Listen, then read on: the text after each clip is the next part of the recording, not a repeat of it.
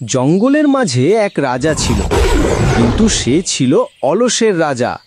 সারা দিন গাছের নিচে বসে বসে হা করে বলতো,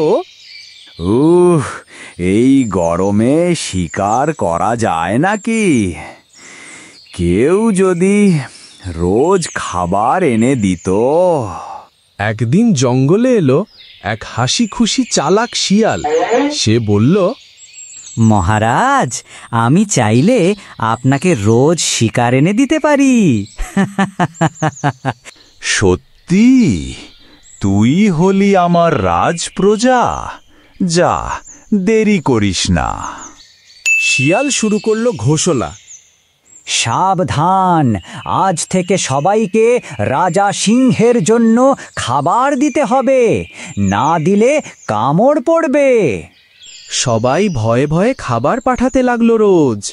মহারাজ সিংহের জয় হোক।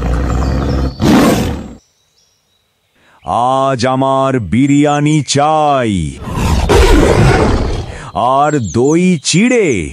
না পেলে রাজত্বের নাম বদলে দেব। এবার একটুখানি মাস্টার প্ল্যান দরকার।